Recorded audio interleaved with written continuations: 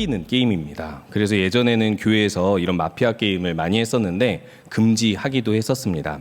그러니까 어떤 게임이냐면 사회자가 있고 여러 사람이 고개를 숙이면 사회자가 몇 명을 지목을 합니다. 몰래 지목을 하죠. 그 사람이 마피아예요. 그리고 모두 일어나서 누가 마피아인지를 맞추는 거예요.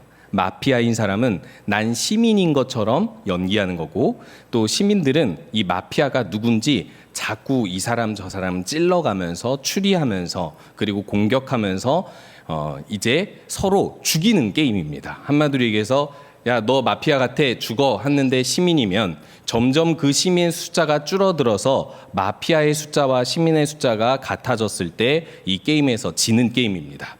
그런데요, 처음에는 그냥 이렇게 마피아랑 시민만 있었고 그렇게 게임이 진행되는 줄 알았더니 어느새 몇 년 만에 제가 언제부터였는지 모르는데 옵션이 생기기 시작했더라고요. 옵션이 여러 가지 생겼는데 경찰도 생기고 의사도 생겼습니다. 의사는 어떤 역할을 하는 거냐면 사람들이 죽이기로 했던 시민이 시민이라는 걸 알고 의사가 다 고개 숙였을 때 저 사람 살려 하면은 그 사람을 살릴 수 있게 해주는 그런 제도예요. 그래서요, 의사, 치료하는 사람, 이 사람의 역할이 있을 때 마피아 게임은 좀 더 재밌어지고 오래 갈 수 있게 되는 것입니다. 오늘도 하나님께서 자신을 뭐라고 말씀하시죠? 치료하는 여호와라고 말씀하십니다. 왜 치료하는 여호와라고 말씀하실까요? 목사님, 당연하죠. 우리의 생사화복은 하나님께 결정돼 있으니까 우리가 어떤 질병이 있더라도 그 모든 것을 치료하실 수 있는 분은 하나님입니다. 당연한데요, 치료하는 여호와라고 하나님께서 계시하신 시점이 무슨 의미가 있느냐라는 것입니다. 여기 지금 마라의 쓴물을 이스라엘이 경험하고 있는데 여기는 광야에 들어간 초입입니다. 방금 모세와 함께 홍해 사건으로 애굽 군대가 완전히 다 수장됐어요. 그리고 나서 광야로 들어오자마자 어떤 사건을 경험하게 되는데 이 사건을 통해서 하나님은요, 이스라엘에게 자신이 치료하는 여호와임을 알려서 앞으로 광야의 여정이 1년 몇 개월이 될지, 이 당시에는요 38년이 연장돼서 40년이 될지 모르는 이 여정 속에 너희들이 끝까지 이 광야를 넘어서 가나안 땅으로 가려면 내가 있어야 된다라는 것을 알려주고 있는 사건입니다.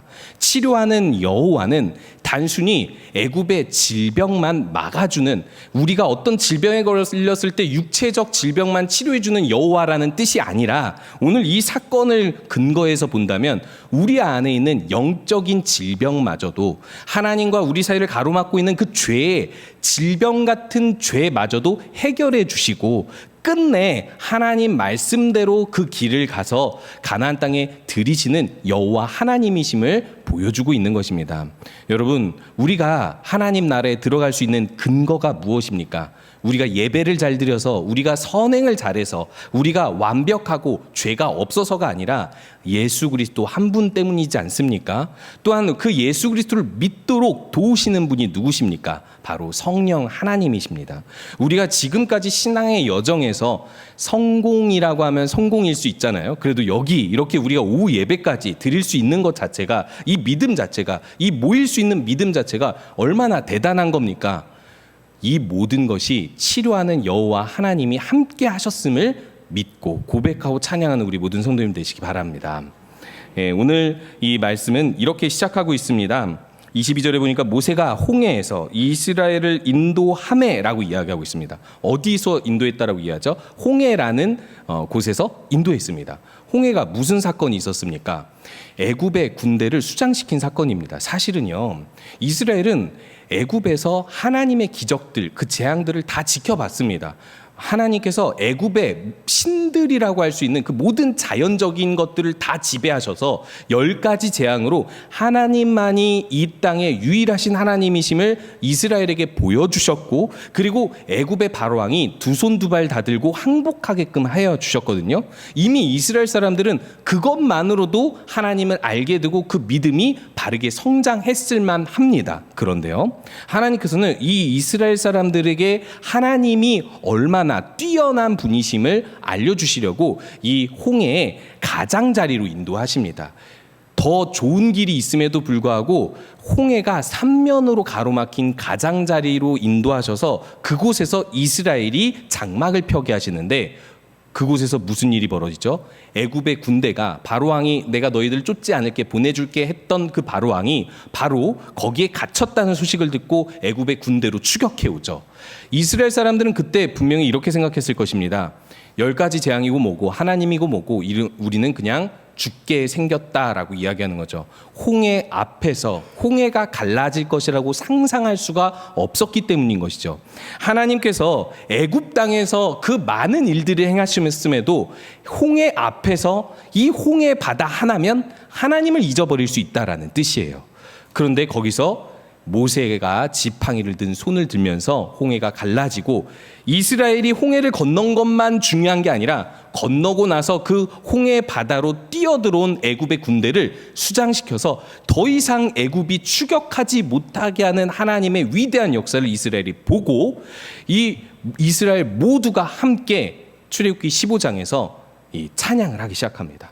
엄청나게 유명한 찬양이죠. 이 찬양의 분위기가 바로 광야 초입구에 들어가서, 수르 광야에 들어간 지 3일길이 지나자마자 어떤 분위기로 바뀌죠? 찬양하던 분위기가 단 3일 만에 불평하고 원망하는 분위기로 바뀌게 됩니다. 왜일까요? 물이 없기 때문에 그런 것이죠. 그런데 잘 보면요, 여기서 이렇게 이야기하고 있잖아요. 수르 광야로 들어가서 거기서 사흘길을 걸었으나 물을 얻지 못하고. 여러분, 여기서 좀 이상한 거 못 느끼셨습니까? 사흘길을 걸으면서 물을 얻지 못했다고 해서 그것이 아주 죽을 일입니까? 목말라 죽을 일입니까? 지금 이 백성들이 목마르다, 아니면 죽게 생겼다, 이런 표현 안 하죠.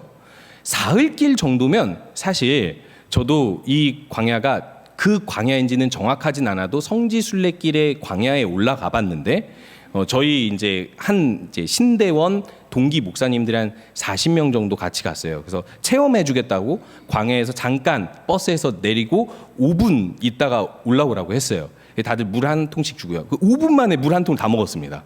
그러면서 우리가 올라타면서, 야, 이스라엘 믿음 좋아, 이스라엘 믿음 좋아, 우리는 이스라엘만 못해, 막 이러면서 우스갯소리로 이야기할 정도로, 물론 광야는요 쉽게 목마를 수 있고 물 3일길 얻지 못하면 상당히 심각한 상태로 될 수 있습니다. 그런데요, 우리가 간과할 수 없는 사실은요, 이스라엘은 애굽에게 은근 폐물을 얻어왔을 뿐만 아니라 양식을 준비해서 이글로 왔습니다. 그렇다면 물을 설마 준비하지 않았을까요?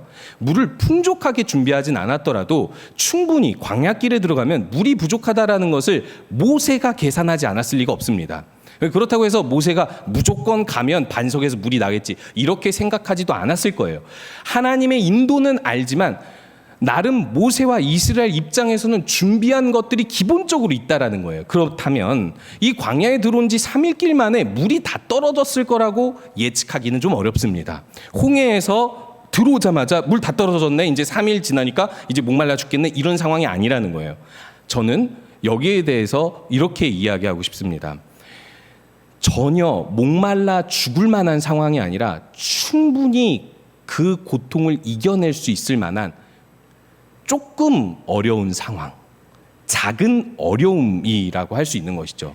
그런데요, 이 이스라엘은요, 하나님을, 그렇게 위대한 하나님을, 그 은혜로운 하나님을 경험하고도 단 3일 만에 물이 조금 없다고 해서 자기들이 가지고 온 이 물통에 물을 채울 만한 곳을 찾지 못했다고 해서 단 3일 만에 하나님을 잊을 수 있는 백성들이라는 겁니다. 이스라엘 백성이 나쁜 사람들입니까? 아니요. 우리가 그렇다라는 것을 이야기해주고 있는 본문입니다. 우리가 그 광야에 가면 역시 똑같이 이스라엘이 우리보다 더 믿음 좋은 것 같아 라고 이야기하는 것처럼 사실상 우리도 그들과 크게 다르지 않습니다. 우리가 어느 때 시험 당합니까? 작은 어려움에 시험을 당하죠. 큰 어려움 닥치면 진짜 신기하게도 신앙인들은요, 믿음이 더 좋아져요. 진짜 죽을 만큼 큰 어려움이 닥치면 모두가 그런 것은 아닐지라도 내가 진짜 이렇게 살면 안 되겠다 하고 모든 것을 내려놓고 하나님을 의지하고 부르짖는 경우가 많습니다. 그런데요, 작은 어려움은요, 신기하게도 작은 어려움은 우리를 쉽게 넘어지게 합니다. 그런데 그 어려움이 오늘 마라의 쓴물로 찾아오게 됩니다. 여기 보니까요, 23절에 마라에 이르렀다라고 이야기합니다. 근데 이 23절에서 마라에 이르렀으니 그곳 물이 써서 마시지 못하겠으므로 그 이름을 마라라 하였더라라고 이야기하고 있는데, 마라가 몇 번 나오고 있죠? 2번 나오죠. 이걸 원어로 찾아보면요, 그곳이라는 것도 민마라라고 마라로 지칭하고요. 써서 마시지 못한다고 할 때 이 써서도 마림해서 마라를 다른 이제 표현으로, 동사 표현으로 바꾼 것이 나오거든요. 그러면 총 마라가 몇 번 나온 거예요? 4번 나오죠. 제가 질문하면서 이렇게 얘기했네요. 네 번 나오죠. 마라가 4번 나오는데 한 구절에서, 이 짧은 구절에서 굳이 이렇게 말할 필요가 있나요? 마라에 이르렀더니 마라 물이 마라라서 마시지 뭐 마라. 마라를 마라, 이런 표현은 사실상 말장난입니다. 언어 유희라고 하죠. 한 구절에서 4번이나 반복된 이 언어는 이 언어에 집중하라는 거고, 왜 이 언어가 등장했는지를 주목하라는 메시지입니다. 그러면 마라라는 장소는 누가 지은 이름이죠? 보통 사람들은요, 고대에 어떤 장소를 지나가면 그 장소의 특징을 어떤 사람이 경험하고 나서 그 이름을 짓습니다. 그것이 공통적으로 공유할 만한 사건이 되면 그 이름을 모두가 그렇게 부르죠. 그래서요, 보통의 지역들에는 이름이 있고 그 사람이 지나가서 사건을 경험해야지 그 이름이 바뀌어요. 예를 들어서 베델이라는 땅도 원래 이름은 루스잖아요. 루스인데 야곱이 지나가고 나서 베델로 바뀌잖아요. 그런 것처럼 원래 이름이 있습니다. 그런데 여기는요, 마치 원래 이름이 마라였는데 백성들이 마라라서 마라구나 라고 한 건지, 아니면 이스라엘 백성들이 이곳을 처음 발견해서 마라라고 한 건지 명확하게 나오지는 않지만, 이 본문에서 마라라는 이 쓰다, 괴롭다라는 의미의 단어를 이곳 지명으로 말하면서 강조하는 사실은 이스라엘 백성이 여기서 쓴물을 마시고 나서야 이 이름을 지었다라고 이야기하고 있는 것입니다. 그런데요, 왜 이곳의 이름을 마라라고 지었을까요? 목사님, 쓴물이라면서요. 쓰니까 마라라고 했겠죠. 그런데요, 이들은요, 사실상 단순히 물이 쓰다, 그냥 물이 쓴 곳을 발견했다, 그런 장소다, 그런 쓴 물이 있는 곳이다라는 것을 정보를 알려주기 위해서 이렇게 이야기한 것은 아닌 거죠. 강조 표현이라면 다른 의미가 있는 것입니다. 그 다음을 한번 볼게요. 24절에 그 의미가 무엇인지를 설명해 주고 있습니다. 백성들이 모세에게 무엇을 하죠? 원망합니다. 그러면서 우리가 무엇을 마실까? 이곳은, 이 여정은 마실 물이 없다라고 표현하고 있는 것이죠. 그래서 이것이 다른 말로 표현하면, 모세가 지금 홍해에서부터 3일 길을 인도했는데 물을 얻지 못한 상황에 인도한 장소가 마라라는 곳이에요. 그래서 여기서 말하는 쓴물이라는 뜻은요, 한마디로 우리의 상황이 괴롭다, 우리를 괴롭게 한 이는 모세다, 좀 더 나아가서는 간접적으로 하나님이다, 하나님이 인도하신 이 길이 상당히 쓰고 괴롭다라고 표현하고 있는 것입니다. 그렇지 않습니까? 우리가 광야와 같은 이 세상에 살면 우리들은 이 쓴 물을 경험할 때가 종종 있습니다. 그때는 항상 뭔가 없을 때죠. 사실 우리가 집에 들어가도 쓴물이 있지 않습니까? 아닌가요? 단물인가요?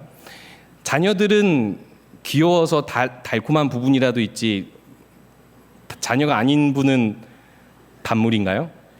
네, 그뿐이 아닙니다. 우리가 어떤 이제 하나님께서 허락하신 일터가 있든, 새로운 관계, 어떤 사람들을 만나는 장소가 됐든, 교회가 됐든, 솔직히 이야기하면 항상 좋은 사람만 있지는 않아요.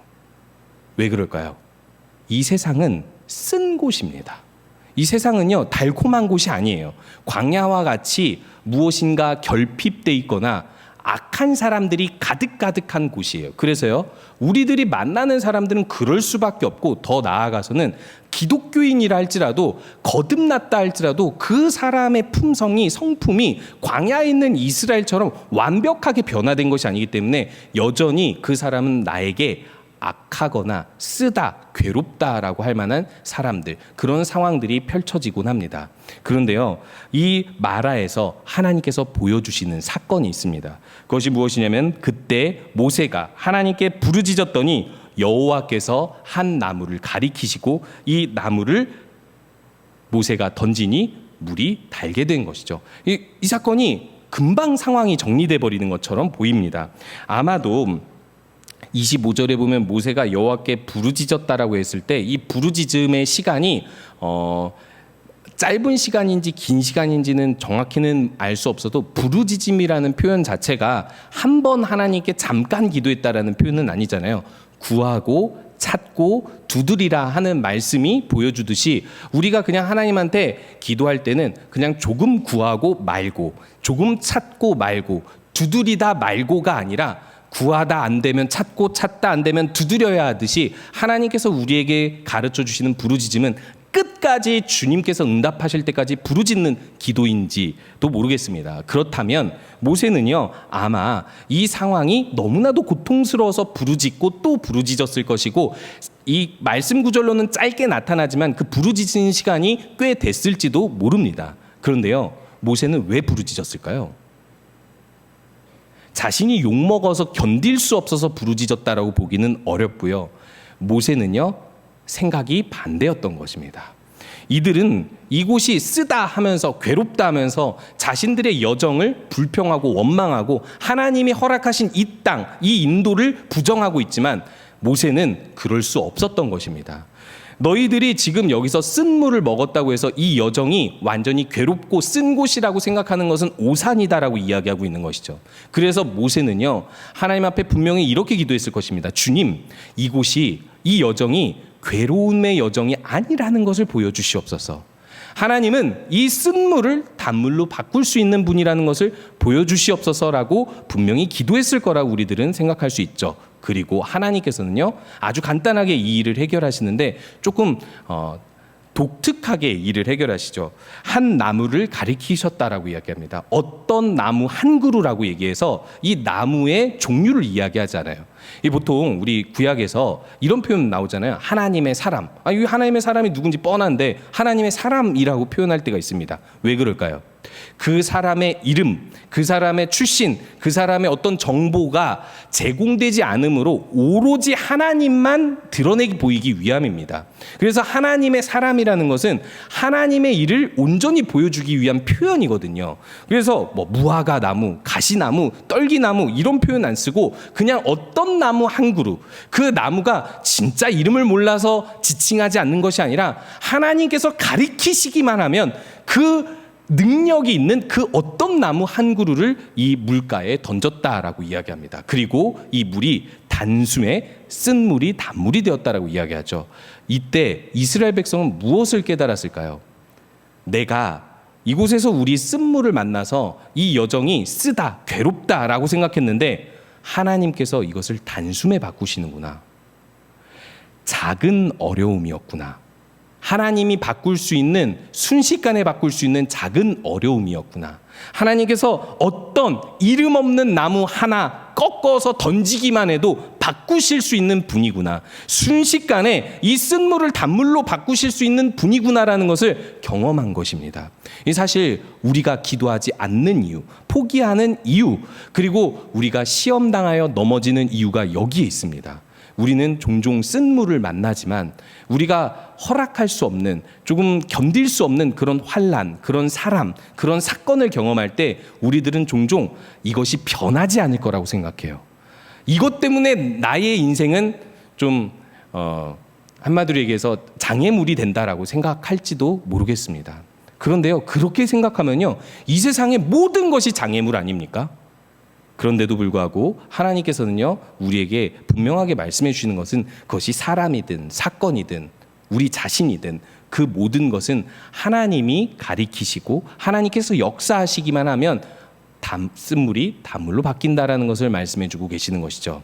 그러면서 하나님께서 이제 이들에게 보여주시는 것이 있습니다. 그것이 무엇이냐면요, 이렇게 이야기하시거든요. 거기서 여호와께서 그들을 위하여 시험하십니다. 이게 좀 뜬금없죠. 아니 이들이 지금 단물을 먹고 마라의 쓴물을 먹고 나서 단물이 변화된 걸 봤어요. 이제 기적을 경험했죠.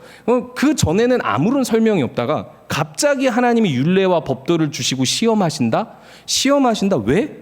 뭘? 우리들은 이렇게 생각할 수 있습니다. 더더군다나 계명을 어디서 받죠? 하나님 말씀을 시내산에서 받죠. 그래서 지금 시내산으로 가고 있는 여정이라 아직 십계명을 받기 전이에요. 하나님 말씀을 받기 전인데 무슨 율례와 법도를 주셨다는 거지? 그러면 이 율례, 하나님께서 미리 주신 율례와 법도가 무엇인지 내용이 나와야 되잖아요. 보통은 그렇잖아요. 근데 무엇을 주셨는지 알지도 못하는 율례와 법도를 주시고 시험하셨다라고 이야기합니다. 보통 하나님께서 이렇게 구체적인 내용이 없이 율례와 법도라고 이야기할 경우에는 그 자체가 의미입니다. 율례와 법도가 어떤 율례와 법도를 주셨는지는 몰라도 된다라는 것이죠. 그저 하나님께서 명령하신 무엇이 있는데 그것을 이들이 끝까지 순종할 수 있는지를 여기서 시험하셨다라는 거예요. 왜요? 지금 방금 쓴물이 단물로 변화되는 것을 보고 깨달았잖아요. 우리의 여정이 그리 녹록지 않을 수 있겠지만 그때마다 우리가 원망하고 불평할 것이 아니라 하나님께서 치료하시는 여호와로서 우리와 함께 하시면 무엇이든지 상황을 바꾸고 사람을 바꾸고 사건을 바꾸실 수 있구나라는 것을 기억하게 하신 다음에 시험을 주시는 거예요. 야고보서에서 시험을 참는 자는 복되도다라고 하신 이유가 무엇입니까? 하나님의 시험은 우리가 죄짓도록 유혹하는 시험이 아니잖아요.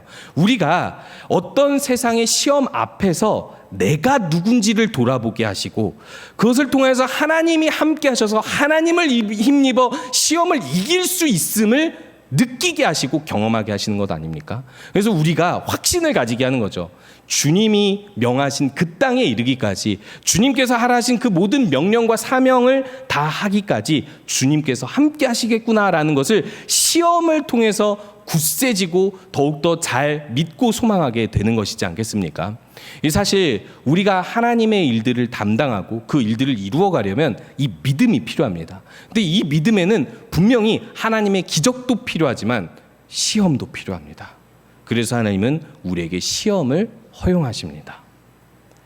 여러분에게 찾아온 최근의 시험들이 무엇입니까? 그것이 여러분들에게 독이 되었습니까? 그건요, 여러분들이 말하라고 한 거예요. 죄송하지만 여기서 마라라고 이름을 지은 사람은 이스라엘입니다. 그리고 이 마라의 이름은 바뀌어야 될까요? 안 바뀌어야 될까요? 바뀌어야 되죠. 바뀌어야 되는 이름입니다. 이들은 여기서 단물이 되고 나서 분명히 그 단물을 마셨을 것이거든요. 하나님께서 이 쓴물을 단물로 바꿨는데 이들이 이전에 칭했던 마라라는 이름 그대로 남겨져 있습니다. 하나님께서 바꾸실 수 있는 물을 자신이 규정한 거예요. 넌 말아야. 넌 말아야. 끝까지 말아야. 너 때문에 내 인생도 말아야.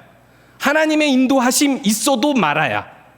이것이 우리들이 가진 신앙의 결핍이라는 것이죠. 그래서 하나님께서는 여기서 시험하시면서 한 가지 말씀을 분명하게 해주십니다. 26절에서요. 너희가 너희 하나님 나 여호와의 말을 들어 순종하고 내가 보기에 의를 행하며 내 계명에 귀를 기울이며 내 모든 규례를 지키면 내가 애굽 사람에게 내린 모든 질병 중 하나도 너희에게 내리지 아니하리니 나는 너희를 치료하는 여호와임이라. 아멘. 이 말씀만 보면 신명기에서 주신 말씀처럼 우리가 하나님 말씀에 순종하기만 하면 애굽 사람들에게 내린 그 모든 재앙, 질병들이 찾아오지 않고 우리가 이 땅에 사는 동안 평안히 건강하게 복을 누리면서 살 수 있다라고만 말씀하시는 것처럼 보여집니다. 그런데요, 잘 생각해 보면 여기 지금 이 사건이 병에 걸린 사건이 아니잖아요. 차라리 이 구절을 떼다가 모세의 노뱀 사건이나 전염병에 걸린 이스라엘 사람들이 전염병에 걸린 그 사건에다가 붙이는 것이 더 낫지 않겠습니까? 지금 질병이 찾아온 상황이 아니에요. 이들은 단순히 쓴물만 먹었을 뿐이고 거기를 말하라 칭했을 뿐입니다. 그런데요, 하나님께서 일찍이 치료하는 여호와이심을 말씀하시는 이유가 단순히 육체적 질병을 치료하는 것만이 정답이 아니라 이들이 마라의 쓴물을 마시고 단물로 변화시킬 수 있는 하나님을 모르고 잊어버리고 그냥 여기는 말하라 하는 그 영혼의 질병을 치료하시겠다라는 겁니다. 그러면서 여기서 분명하게 이야기해 주는 것은요, 하나님 말씀에 순종하는 그 길에서 질병은 없다입니다. 그래도 우리 병 걸리는데요? 예, 그렇죠.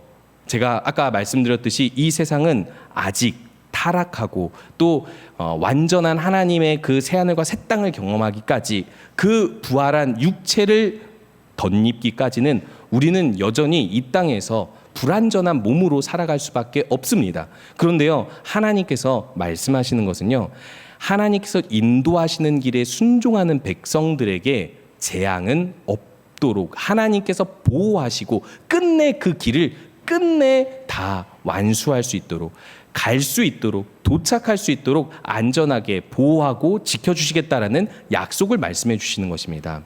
그래서 이 치료하시는 여호와 하나님을 믿는다면 우리들은요, 지금 우리에게 찾아오는 이 모든 시험과 마라의 쓴물 같은 모든 것들을 이겨낼 수 있습니다. 그런데요, 이 사실 더 중요한 의미가 있습니다.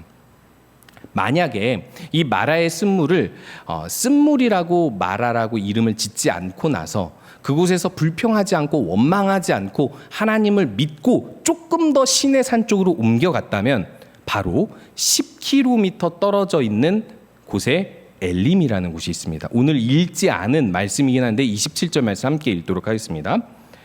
그들이 엘림에 이르니 거기에 물샘 12과 종려나무 70그루가 있는지라 거기서 그들이 그 물 곁에 장막을 치니라. 하나님은요, 예비된 물이 있었습니다. 그렇기 때문에 그 물을 믿기만 했다면 마라라는 장소를 지나치고 마라라 이름하지 않았을 것입니다.